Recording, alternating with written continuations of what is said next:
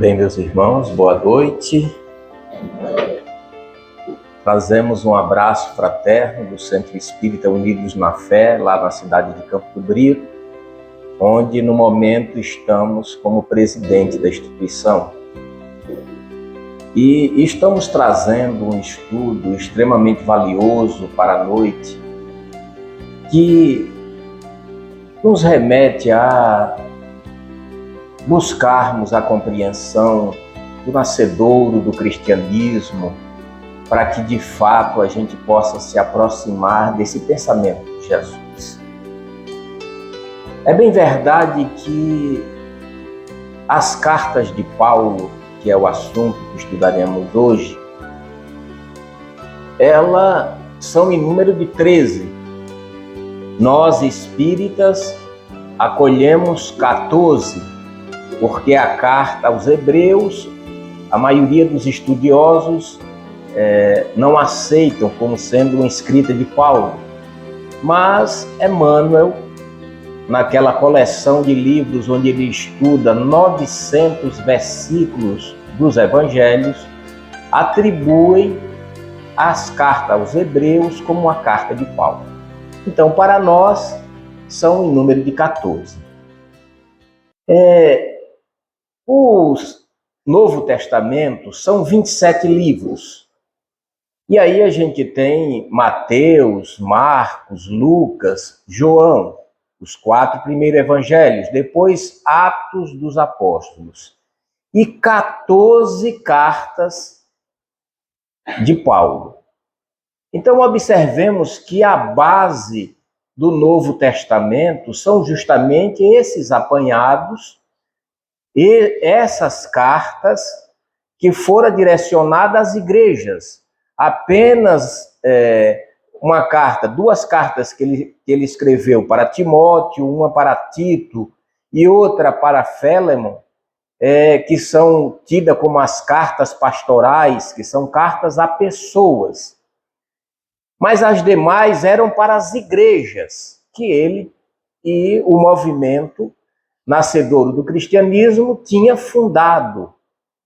E aí a gente tem um fator extremamente valioso, porque a gente vai ver em cada carta Paulo passando orientação de corrigenda a determinados comportamentos daqueles adeptos convertidos das igrejas cristãs. Aí observemos uma coisa essencial. Olha, o cristianismo, então, ele nasce sendo influenciado por diversas coisas. Ele sofre a influência do judaísmo, sofre a influência do paganismo e sofre a influência dos gentios. E por essa razão é que ainda hoje o cristianismo parece ser tão confuso. Porque os estudiosos chegam a afirmar que quem menos conhece Jesus são os cristãos. E por que eles dizem isso? Porque os cristãos católicos adoram imagens, porque os cristãos evangélicos condenam essa prática, que condenam a prática de conversar com os mortos dos espíritas, e, no entanto, todos somos cristãos com práticas diversas. Olha como se faz urgente e necessário avaliarmos os ensinos de Jesus para que a gente possa acolher a luz verdadeira de Jesus. Porque a base do cristianismo precisa ser o amor. Essa deve ser a base de todo cristão. Mas então, por que tanto desentendimento nesse movimento cristão? Parece que a gente não está entendendo muito bem. Aí o que é que acontece? Veja só, as igrejas romanas, que é a primeira carta, embora que esteja lá no Novo Testamento, é a primeira carta aos Romanos, Embora o Emmanuel, no livro Paulo e Estevão, vai dizer que a primeira carta escrita de Paulo foi aos Tessalonicenses, que ficou lá para trás na Bíblia, né, no Novo Testamento. Mas por que é que Paulo decidiu escrever as cartas? A gente vai ver no capítulo 7 do Paulo e Estevão um momento em que esse capítulo é intitulado Epístolas, ou seja, fala justamente desses textos e retrata que Paulo ele está percebendo que nos lugares onde ele vai há um apelo muito grande dos adeptos da Igreja de Jesus, essas igrejas cristãs que estão vivendo conflitos, onde os seus adeptos estão sendo influenciados por comportamentos do judaísmo, do paganismo, práticas em que aquele povo naquela época viviam. E aí, então, eles estavam com dúvidas de como deveriam proceder. E reconhecia em Paulo essa autoridade. E Paulo, então, aflito, faz uma prece, às lágrimas, extremamente emocionado. Emmanuel chega a descrever que ele se transfigurou. Igual a Jesus lá no Monte Tabor, quando se transfigurou, e o texto de Mateus diz, né, que sua face ficou resplandecente como a luz e a sua roupa transparente como o sol. Nesse momento, diz Emmanuel, que o próprio Jesus falou com Paulo e disse que ele não sofresse por conta das necessidades de tantos lugares no qual ele não poderia estar ao mesmo tempo. E ele depois refletindo, porque a voz dizia que ele poderia em espírito ajudar muito, que é justamente o ensino de Jesus. Jesus, ele disse, tudo que vos tenho ensinado é espírito e vida. E eu não sei por que tantos cristãos não suportam falar de espírito. E Jesus diz que tudo que vos tenho ensinado é espírito e vida. Olha como nós precisamos amadurecer e nos prepararmos para esse Jesus. Mas aí, ele então, né, pensando como é que ia ajudar essas igrejas, de novo ouve a voz de Jesus lhe dizendo, escreve para elas. E ele então percebe que as escritas das cartas seriam de grande importância para orientar as igrejas. Essa primeira carta aos Romanos, que está lá no Novo Testamento, tem uma informação de que Paulo pretendia ir a Roma para ver de perto as igrejas, ele estava em Corinto, e percebia que havia práticas de idolatria nas igrejas de Roma. A influência de um comportamento judaico. Mas que eles também estavam colocando algumas práticas inadequadas que agrediam os ensinos de Jesus. Portanto, na carta a que ele envia às igrejas romanas, ele retrata a fidelidade ao homem que é justificado pela sua fé. O que é ser justificado pela sua fé, gente? Que é isso nesse momento que nós estamos precisando. Porque nós estamos decidindo seguir uma crença, uma fé, direcionar a nossa fé, mas a gente não abraça o compromisso do que isso representa.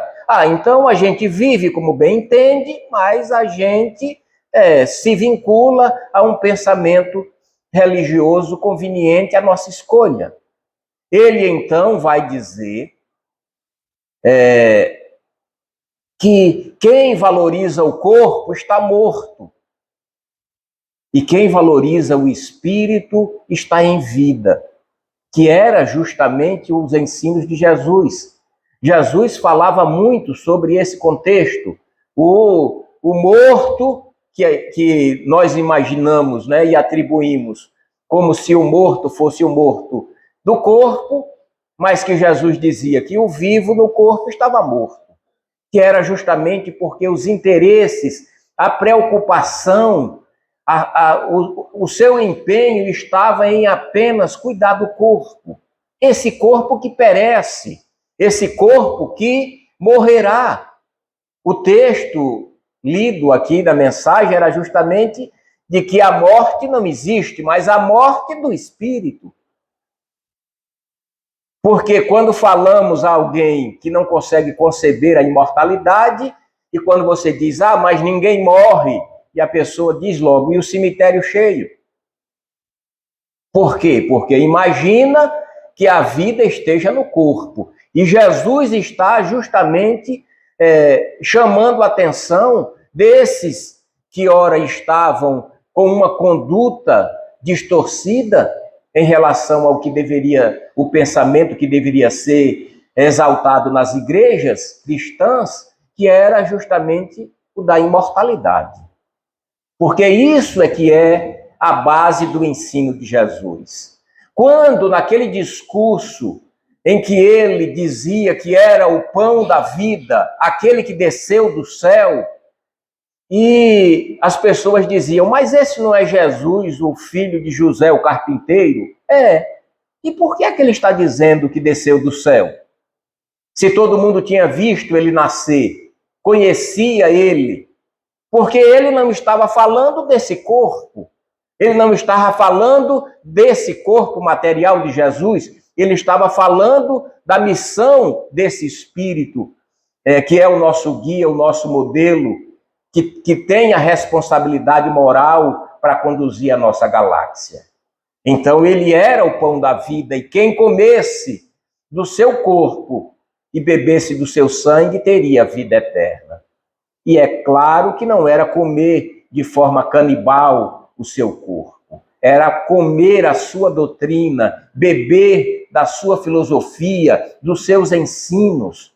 E quem assim o fizer, terá a vida eterna, porque, ainda que morra, viverá. Ele está ou não falando da vida espiritual? Se fôssemos repartir o corpo de Jesus para quase 8 bilhões, a gente está se aproximando de 8 bilhões de habitantes na Terra, não daria um fiapinho para ninguém. Não é desse corpo, não é comer desse corpo a que se referia Jesus. Então nós agora nos encontramos em uma igreja cristã, à luz dessa doutrina imortal, e a gente agora precisa se interrogar: como nós estamos inseridos nesse pensamento, nessas orientações, nesses ensinos? Ou imaginamos que basta irmos, como de forma errada, né, de forma simplória, a Igreja Católica disse que fora da igreja não há salvação. O pensamento era para atrair as pessoas para a igreja. Mas o ensino é completamente errado. Porque aquele que morar debaixo da ponte, aquele que não tiver uma roupa bonita, um sapato adequado e não pode ir à igreja, então esse não será salvo. É isso que diz o ensino. E esse ensino precisa ser corrigido. É tanto que a própria Igreja Católica Romana, olha, essa carta foi aos romanos, e a Igreja Católica Romana, o nascedouro do catolicismo, ela aderiu à idolatria judaica. E ela, o que é que ela fez? Ela então, para não abolir esse comportamento da idolatria, da adoração, ela fez o quê? Olha, nós vamos estabelecer quem é os santos para a gente adorar. Então ela própria constitui. Agora vocês acham que nós poderemos dizer quem seja santo ou não? mesmo que sejam pessoas moralizadas, pessoas dignas, honradas, como os bispos que escolhem em votação. Se faz um suposto estudo de alguém que tenha cometido um milagre. E a nossa santa, a Dulce Melo, cometeu um milagre lá na cidade de Itabaiana, na maternidade, onde alguém apelou para ela, né, em prece, e estava em um estado mortal e se recuperou. É reconhecido pelo estudo e o atestado de santidade da irmã Dulce, esse episódio lá na cidade de Itabaiana. Conversamos com o médico, né, que é nosso amigo, e ele garante que realmente foi um milagre, mas nós sabemos que não foi. Por quê? Porque o milagre não existe, gente. Porque se o milagre existir, as leis de Deus são falhas. Porque um milagre pode alterar as leis. Nós precisamos entender que houve uma recuperação, uma mudança. Como era que Jesus curava? Jesus, ele é um espírito puro, um espírito que detém uma habilidade, uma qualidade moral. E aí, é claro, que manuseia os elementos, ele domina a nossa ciência. E pode muito bem alterar um quadro que nós ainda não conseguimos, mas ele próprio nos garantiu que todos nós poderíamos fazer até mais do que ele fez. Então ele está dizendo que isso está na natureza. As cartas seguintes, que são duas cartas aos Coríntios. Corinto era uma província de Acaia, na Ásia, e lá se tinham comportamentos de um desajuste sexual. Os pais tinham relação com as filhas. Influência de Roma. Aí, algumas pessoas cobriam a cabeça na hora que ia orar, levavam um pano para as igrejas, e na hora que ia orar, colocavam o pano na cabeça, porque era uma prática judaica. Eles utilizavam a mediunidade sem o estudo adequado, sem compreensão, profetizavam inadequadamente. E eles ainda se reuniam em templos para aqueles banquetes, né, para fazerem uma refeição, onde tinha uma farta quantidade de comida, como se fosse para homenagear os deuses. Uma prática inadequada para o cristianismo. E aí, a primeira carta aos Coríntios, ele tem uma mensagem no capítulo 13, tão conhecida por todos nós, né? Porque imagine, um partícipe da igreja cristã que tinha relação com a própria filha, numa ação de incesto. E ele, então, de forma poética, vai escrever, registrado no capítulo 13, aos Coríntios, falando sobre a caridade.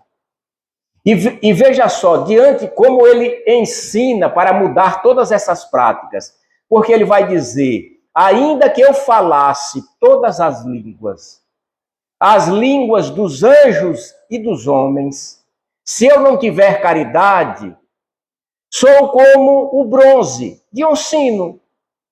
Bem, o sino, com o pêndulo que bate nele, faz o barulho, né? Mas o bronze significa nada. É isso que ele está chamando a atenção. E aí, ele vai dizer, mesmo que eu desse toda a minha riqueza para ser distribuída aos pobres, se eu não tiver caridade, nada serei. Ainda que se esforce em todos os sentidos, se não tiver ali a caridade, o que é que ele está tentando chamar a atenção, gente? O que é que ele está dizendo com isso? Porque ele vai dizer que a caridade não é ciumenta, a caridade não é agressiva. Ele vai dizer que a caridade é harmoniosa, a caridade é digna. E se ele está escrevendo para uma igreja, o que é que ele quer dizer com esse ensino, com essa carta? É justamente, olha, que apenas estar na igreja de nada adiantará. Mesmo que você tenha uma posição, porque mesmo que você fale a língua dos homens e a língua dos anjos, se você não estiver empreendendo a caridade, isso de nada valerá. Observem o quanto nós agora precisamos interrogar a nossa participação. Nossa, como eu tenho simpatia com a doutrina espírita. Adoro o pensamento, os ensinos, me afino. Mas essa afinidade, essa simpatia, o que é que gera na sua vida? Mas todas as semanas eu vou lá, assisto a palestra, tomo passe. Então eu estarei justificado pela minha fé?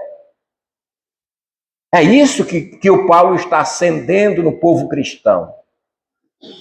Para nos tornarmos cristãos, eu preciso viver, eu preciso pôr em prática.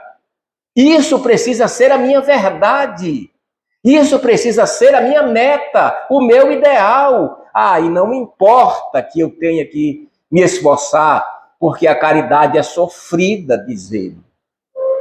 Então é necessário que eu passe pela minha luta, porque Jesus, ele nos disse que não veio trazer a paz, veio trazer a espada, veio lançar fogo à terra e quer mais que o fogo se alastre. Bem, mas isso parece um discurso terrorista. E, na verdade, a espada para travarmos a luta com as nossas más inclinações.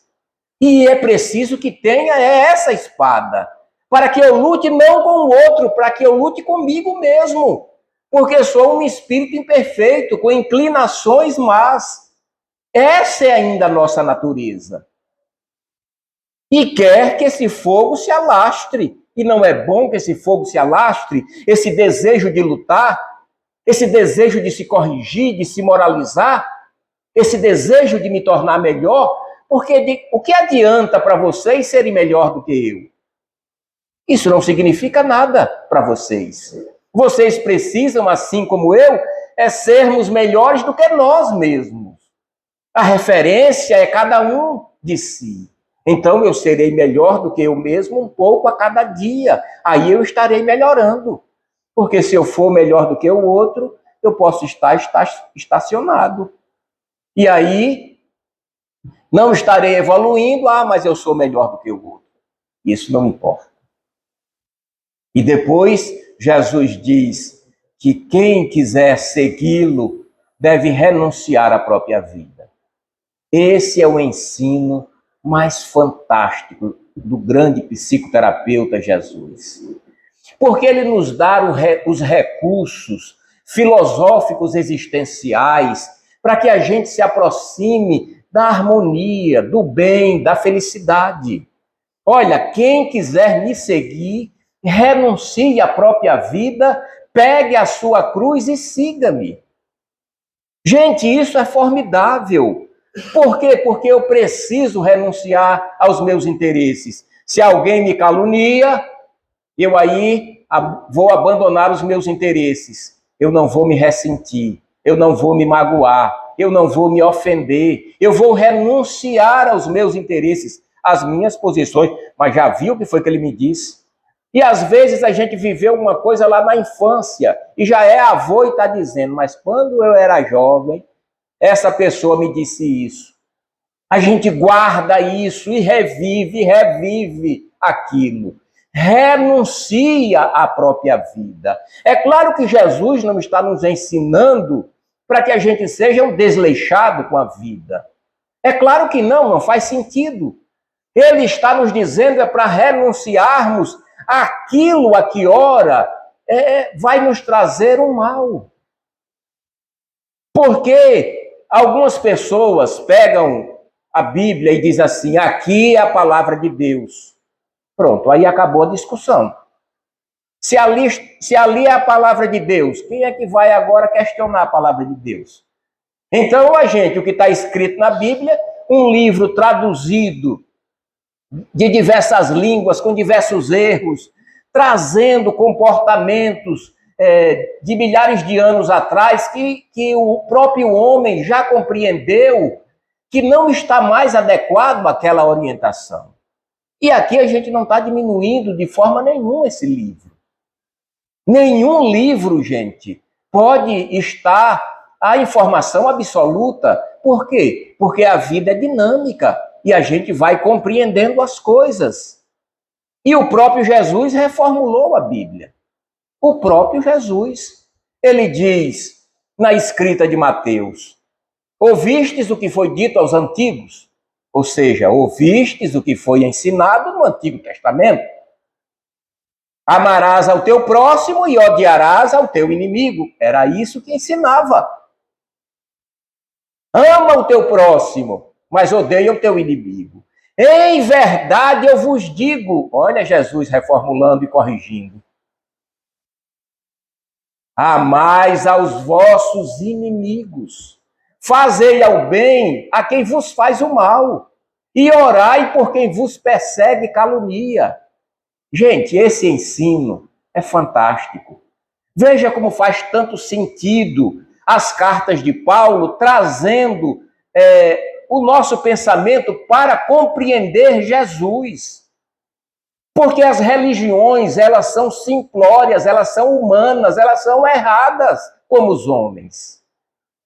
As religiões, elas não podem ser perfeitas porque são constituídas pelos homens.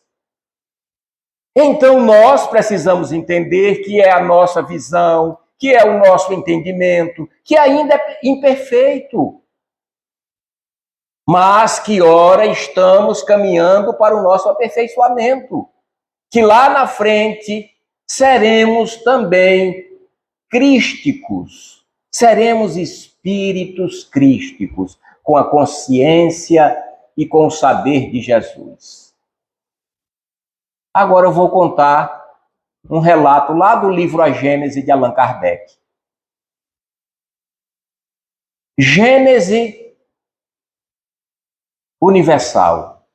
E aí ele vai falar e estudar sobre o início do universo. E tem uma parte lá que vai dizer que Jesus, com a pleide de espíritos que ele comandava, orava para que a poeira cósmica, que era aquilo que ia formar a Terra, veja, Jesus já era um espírito crístico quando a Terra era uma poeira cósmica. E ele vibrava para que essa poeira cósmica se agregasse para formar a Terra, para ele então governar, moralizar. Veja só quanto tempo vai passar para a gente se tornar um espírito crístico. Se a gente está pensando que é só tomar um passo e já sair daqui como o próprio Jesus, a gente vai ter que caminhar mais um bocadinho. Porque diz a ciência, fala aí, né, em 270 bilhões de anos, não sei quantos bilhões de anos, para a Terra se formar. Quando a Terra já era formada, né? Aí são os estudos científicos de como surgiu a vida na Terra. E quando a Terra era uma poeira cósmica, Jesus já era um espírito crístico. Mas nós seremos. Como diz um grande amigo no plano espiritual, que dirige lá a nossa casa, certa feita ele nos disse assim: temos algo a realizar. E realizaremos um dia, porque somos eternos. E eu esperarei. Então veja, um dia realizaremos. Bem, se somos eternos, para que a preocupação com a data? Então, é isso que a gente precisa entender. E agora, como é a minha relação com essa igreja, né? Com esse cristianismo? Como é o meu comportamento? Porque de todas as cartas, né, porque ele vai, olha, escreve para Roma, né, para as igrejas de Roma, aos romanos, aí 1 e 2 Coríntios, aí depois Gálatas, que é as igrejas de Galácia, aí de Éfesos, de Filipenses, de Colossenses, 1 e 2 Tessalonicenses, e aí depois as cartas 1 e 2 para Timóteo, uma carta para Tito, uma carta para Félemon, e depois Hebreus. Essa aqui apenas os Espíritos têm como uma carta de Paulo. Mas o que de fato ele escreveu em todas essas cartas? Foi a mesma coisa? Não. Olha, os filipenses era a comunidade de Filipos, e lá era onde se tinha o povo mais pobre. Então, o povo que mais sofria, porque naquela época não ter os recursos era extremamente diferente da agora. E ele escreve uma carta para os filipenses, justamente dizendo que era os adeptos das igrejas cristãs mais fiéis aos ensinos de Jesus. E eram aqueles que tinham menos recursos. Aí ele escreve uma carta para Tito. Tito era um cristão que foi, melhor dizendo, Félemon, era um cristão de grande posse. Era alguém que tinha muitas riquezas. E foi convertido por Paulo. Mas ele tinha um escravo, Ossênio, e Ossênio foge e vai até Paulo. E então Paulo escreve essa carta para o Félemon, para que ele pudesse aceitar o escravo de volta, porque a lei dizia que tanto tinha morrer o escravo como Paulo, porque estava com o escravo que era propriedade de alguém. Veja o nascedouro do cristianismo, gente. Lá na Bíblia nós vamos encontrar a orientação de que um filho que desobedeceu os pais deve ser levado em praça pública e ser morto, ser apedrejado até a morte, na frente de todos os jovens da comunidade, para que todos aprendam que não se pode desobedecer os pais. Já pensou se a gente fizesse isso? Então, como a gente pode atribuir o que está escrito, né? Porque as pessoas às vezes dizem assim, mas ali foi o ditado de Deus.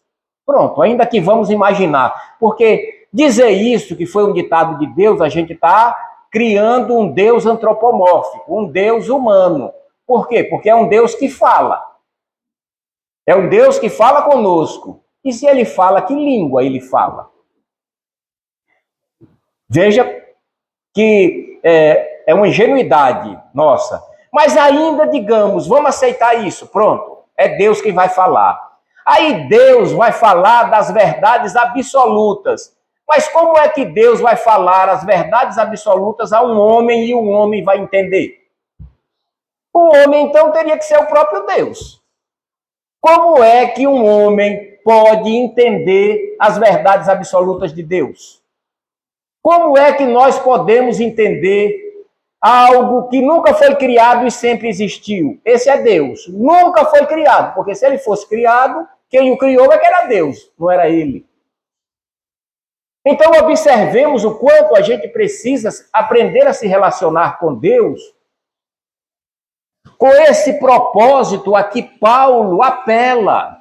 Olha, Deus é a plena justiça, a plena bondade, é onisciente, onipresente, está em todos os lugares, tudo sabe, tudo vê. Então, ele não pode ser uma individualidade. Ele é algo que nos falta o sentido, que nos falta uma linguagem para entender. Nos falta inteligência para absorvermos Deus, no qual os próprios Espíritos vão nos dizer que só lá na frente, quando a gente evoluir, é que a gente vai poder entender. Jesus dissera, aquele que tiver o coração puro verá a Deus. E ver a Deus não é enxergar a Deus. Ver a Deus é entender Deus. Só quando tivermos o coração puro. E como é que a gente purifica esse coração? É quando nele não há mais nenhum sentimento contrário às leis perfeitas de Deus. E agora, como é que nós vivenciamos esses ensinos de Jesus?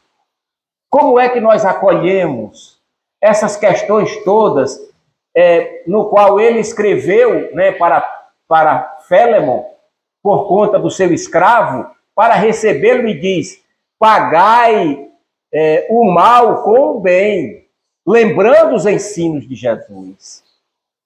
Porque, gente, olha, o ensino psicológico de Jesus é pagar o mal com o bem, é fazer ao outro sem querer nada em troca. Quando a gente elenca aqui, amar ao inimigo, aí ele diz assim, se alguém te pedir o manto, dai também a capa. Se alguém te pedir emprestado, empresta e não exija receber de volta. Se alguém te convidar a andar 1000 passos, anda com ele mais 2000. Quando a gente pega os ensinos de Jesus, parece que o cristianismo não existe. É essa a sensação. É essa a sensação. Nós estamos lutando, olha, para empreender uma democracia no nosso país. A democracia é um direito igual para todo mundo. E aí, se a gente é contrariado com alguma coisa, aí a gente não aceita, a gente se revolta, agride. Nós precisamos cuidar desse comportamento, gente. Esse amor é fundamental, não é algo poético apenas. É algo prático que precisamos colocar em prática. Olha, eu casei no dia do meu aniversário. Então é uma data muito especial. Eu faço aniversário e comemoro o casamento. Então, no último aniversário, eu completei 29 anos de casado. E aí, reunimos a família, fizemos um jantar só com os familiares, e eu decidi falar. E aí, então, eu disse à família que são 29 anos sem uma única mentira. Aí todo mundo riu. Todo mundo debochou e disse, mas rapaz, aí você já está mentindo. E eu fiquei com cara de bobo, né? Eu disse, cá, mas isso não diz respeito, não é a mim. Quem está dizendo sou eu.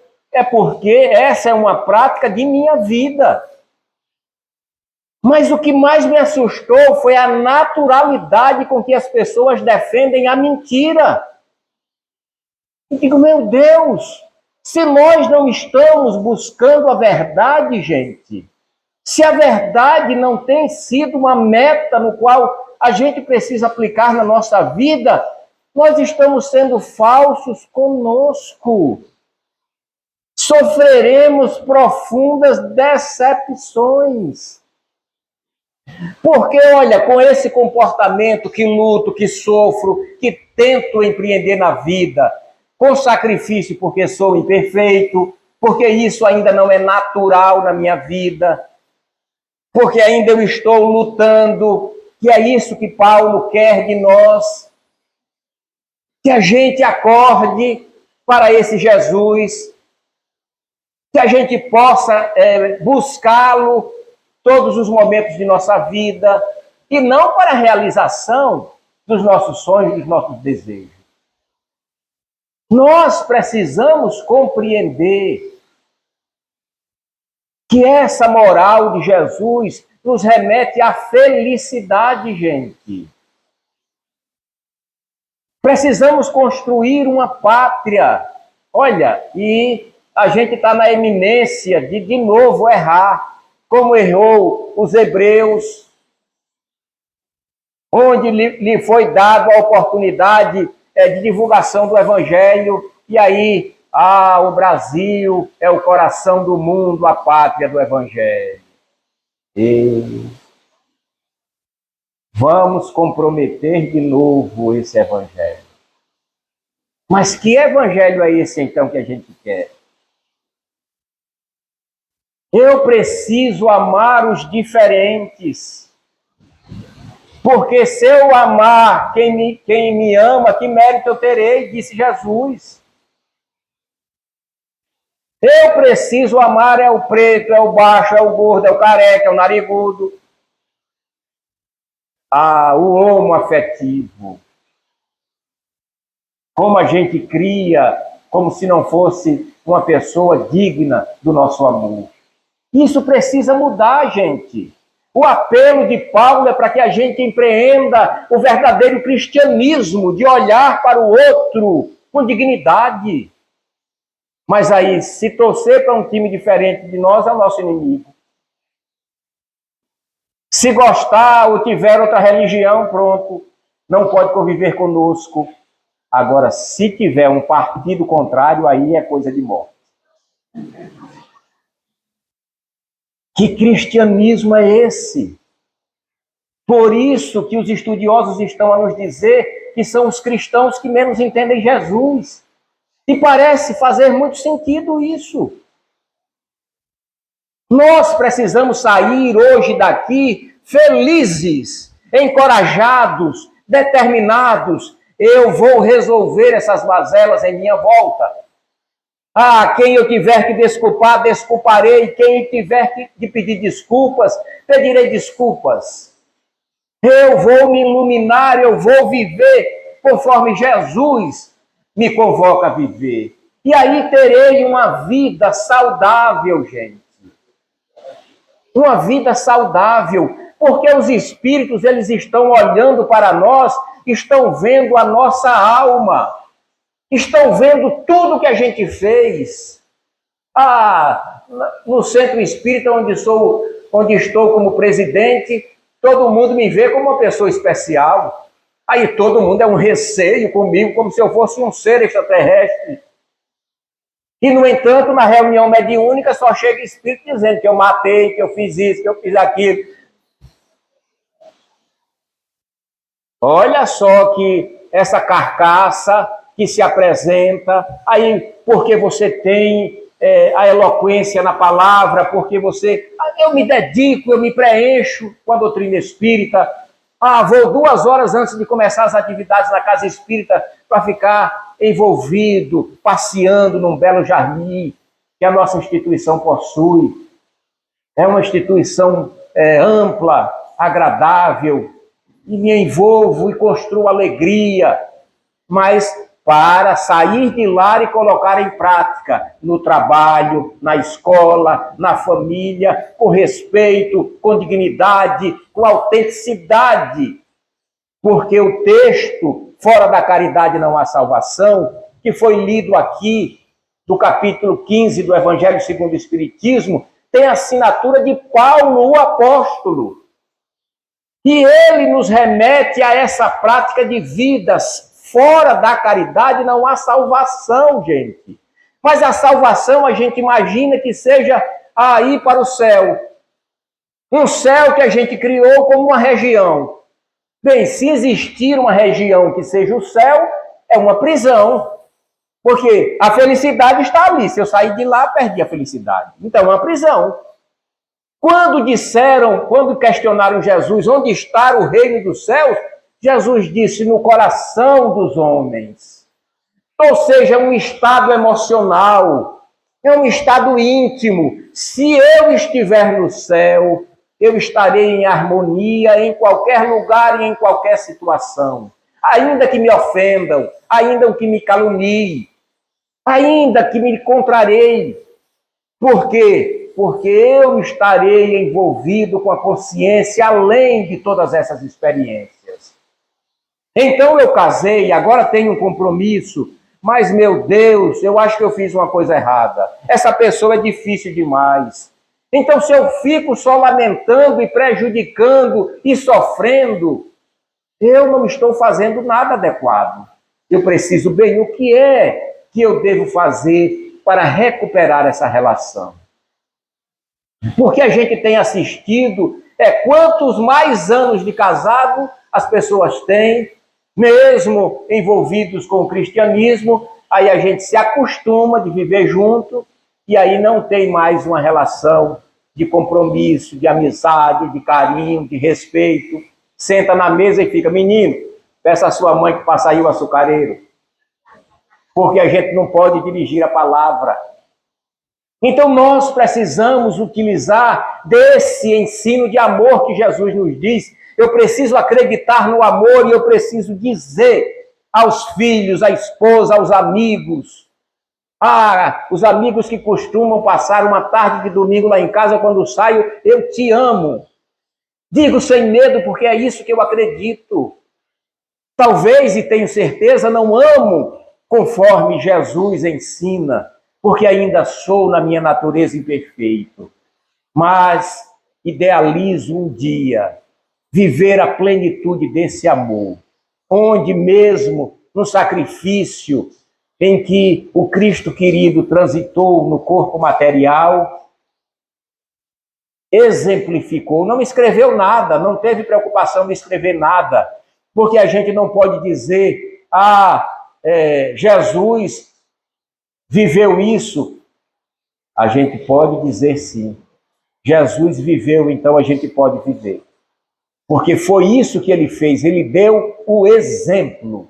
E o exemplo é justamente a certeza de que todos podemos de igual forma viver. Então vamos nos envolver com o bem, em boas leituras, em práticas saudáveis. Vamos orar, meditar, se recolher. Quando a agonia da nossa imperfeição nos abraçar, a gente busca os recursos do apelo ao nosso Senhor Jesus Cristo. O nosso modelo maior, o nosso guia, o responsável pela nossa evolução. Então, meus queridos, para concluir, só dizer rapidamente que esse Paulo, ele, num dado momento, ele disse que não era ele mais quem vivia, era o Cristo que vivia nele. O resultado da vida dele representava Jesus. Então ele não mais se identificava, ele percebia que era o próprio Jesus que estava nele. Tamanha fidelidade aos ensinos de Jesus. E no último capítulo do livro Paulo e Estevão, ele é a morte de Paulo. Então, ele é levado por um grupo de soldados, e o soldado que vai decapitá-lo, trêmulo, e o Paulo, consciente da imortalidade, disse apenas: meu filho, cumpre com a sua obrigação. E a lâmina da espada corta-lhe o pescoço, e o corpo sem vida vai ao chão, e Paulo então desperta no plano espiritual. Mas, para surpresa de todos, um homem que dedicou a vida a Jesus, que inteirou-se com a vivência do cristianismo, desperta cego. Mas ele se assusta porque estava na escuridão, decide levantar-se, percebe que estava deitado em um leito, decide levantar-se e diz a si mesmo: o trabalhador de Jesus, mesmo que esteja nas trevas, deve trabalhar por Jesus. Nessa hora, ele escuta alguém lhe dizendo: Paulo, meu filho. Ele então reconhece a voz. Tratava-se de Ananias, o cristão a que ele fora matar em Damasco. Quando Jesus lhe interrogou: Saulo, Saulo, por que me persegues? E ele então cai cego.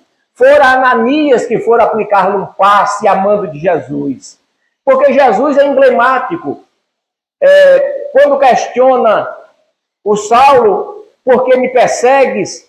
Saulo cai cego e escuta Jesus, e Jesus diz assim: olha, vai para a estalagem em Damasco do Judas. Era alguém que tinha uma estalagem lá. E depois o próprio Jesus vai até Ananias e diz: Ananias, vai lá na estalagem de Judas e aplica um passe em Saulo. Aí o Ananias ficou assim e disse: Senhor, esse Saulo é aquele, ou seja, é aquele que anda matando os cristãos. E Jesus diz ao Ananias: é sim, é ele mesmo, porque eu tenho uma grande missão para ele. Jesus já tinha o plano de Paulo ser esse divulgador do ensino de Jesus, a quem acolheu tão bem. Mas Ananias lhe diz: assim como em Damasco, o nosso Senhor me mandou de volta para que eu pudesse restituir a tua visão agora para o plano celeste. Aplica-lhe um passe. E o Paulo então enxerga a beleza do mundo espiritual. A sensação, olha para suas mãos e não estão mais enrugadas. É como se ele estivesse rejuvenescido. Um júbilo que lhe envolve a alegria da plenitude. É levado a visitar as igrejas a que ele fundara, e ele se emociona em prece, em ver os trabalhos, agora com a visão do plano espiritual.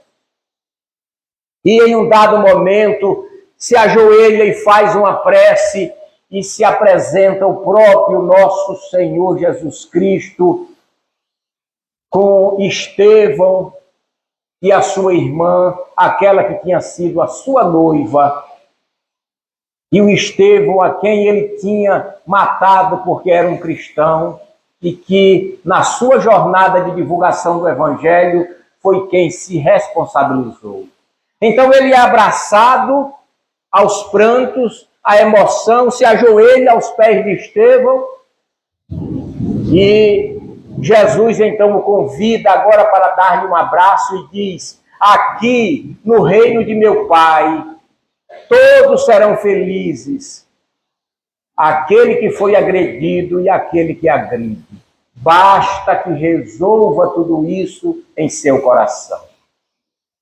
Então, se nós, meus irmãos, pretendemos ir ao reino dos céus, esse reino que vai ficar aqui dentro de nós, que a gente possa resolver toda e qualquer problemática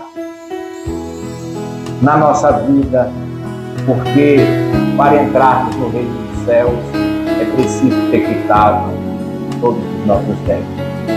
E o nosso Senhor Jesus Cristo, esse que foi a razão pelo qual nos encontramos aqui reunidos, possa com o seu amor e com sua pureza tocar a nossa alma, a nossa mente, renovar as nossas forças, encher o nosso coração de esperanças para sairmos daqui determinados, concisos, seguros de que somos cristãos e que devemos nos amar como Ele tão bem nos tem amado. Muita paz.